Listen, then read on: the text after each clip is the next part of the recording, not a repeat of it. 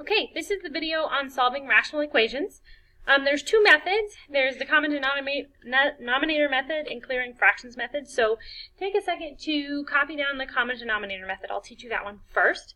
So pause the video, copy down these notes, and then when you're ready, we'll get started on the examples. Okay, let's look at this first example.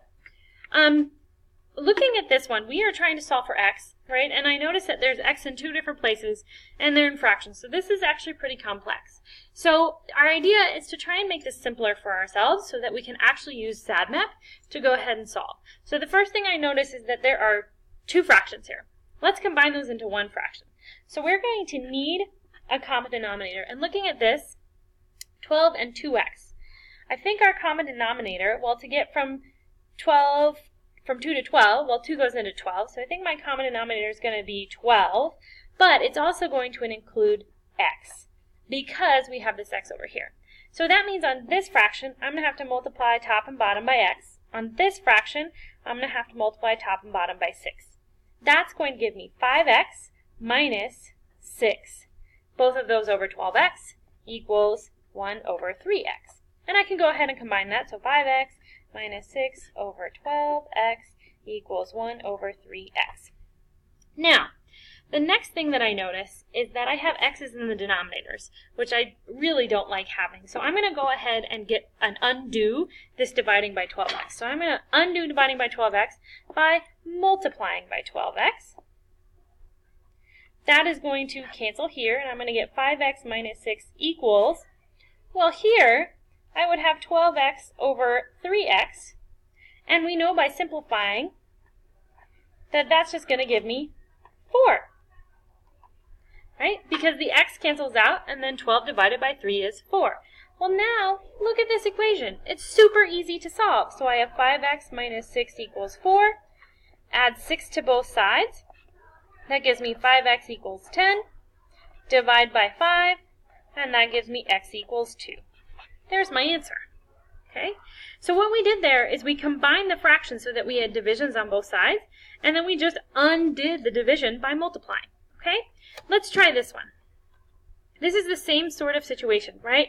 I have 1 and 1 over x and 12 over x squared, where I have a lot of fractions.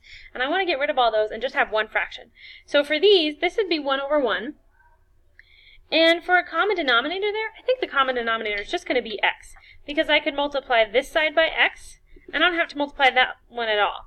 So then that would give me x over x minus 1 over x equals 12 over x squared. So then I can go ahead and multiply x minus 1 over x equals 12 over x squared.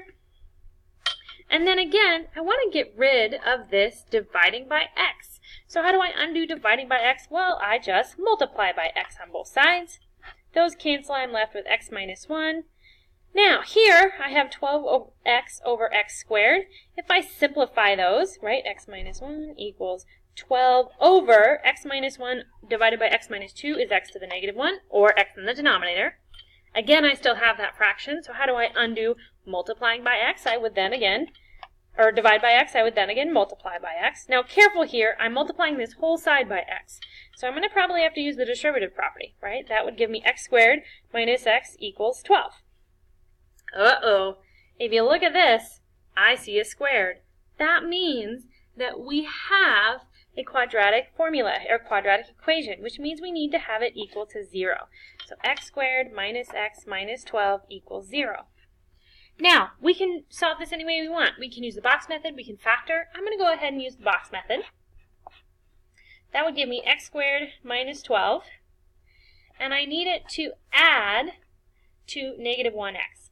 Well, I think my candidates are going to be 4 and 3, and I think 4 is going to be negative, because that would give me negative 4x, positive 3x, exactly what I want. So then, I'm going to set them equal to 0. X minus 4 equals 0, x plus 3 equals 0, and then add 4 to both sides. X equals 4, subtract 3 from both sides, x equals negative 3. Okay? Now, we could plug these in and check for extraneous solutions if we wanted to. That would be 1 minus 1/4, which is about 3/4, and that would be 12 over 16, which is 3/4. Okay, so that one's good. This one would be 1 plus 1/3, which is 1 1/3. This would be 12 over 9, which is about 1 1/3 as well. So both of these are actually solutions. Neither of them are extraneous. Okay. Let's talk about the clearing fractions method. Take a second to copy down the steps for the clearing fractions method. Now, the clearing fractions method is a way to get rid of all of the fractions in the beginning so that you do not have to deal with fractions. Okay?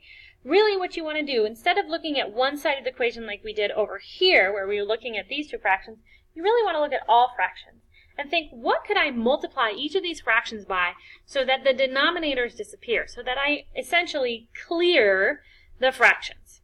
Okay? So looking for a greatest common denominator for all of these, I think a greatest common denominator for all of these would be 12x, because 12 we can multiply by x, 2x we can multiply by 6, and 3x we can multiply by 4.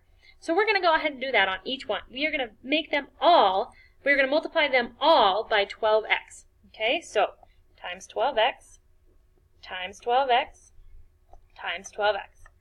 Okay, go ahead. So that would give me 60x over 12 minus 12x over 2x equals 12x over 3x. Kind of looks like a mess right now, but if we simplify, it's going to turn out to be really nice. 60 divided by 12 is 5x, 12 divided by 2 is 6, and our x's cancel, and then 12x divided by 3x is 4, and our x's cancel. Notice that's kind of right here, right? So just with that one step, we skipped all of this work to right here. So then I can add 6 and divide by 5, and I get x equals 2. Exact same answer that I got before. Okay? So this is kind of like a shortcut. However, if this makes sense to you, use that. If this makes sense to you, use this. You're going to have the choice. Okay? Let's take a look at the second one. In the second one here, we have 1 over 1, x and x squared. So the greatest common denominator for all of these would be x squared, because we could go 1 into x squared, x into x squared, and x squared into x squared. So I'm going to multiply everything here by x squared. Okay, that will give me x squared over 1, x squared over x, and 12 x squared over x squared. Now I can go ahead and do some simplifying. X squared over 1 is just x squared divided by x is just x, and x squared here cancel out, so I'm just left with 12.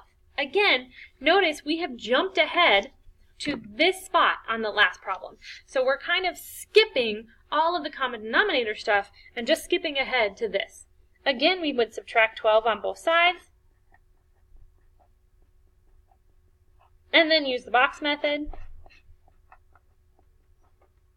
We need this to add up to negative 1x. So the factors of 12 that do that are negative 4 and 3. So that would be negative 4x and 3x. Set them equal to 0.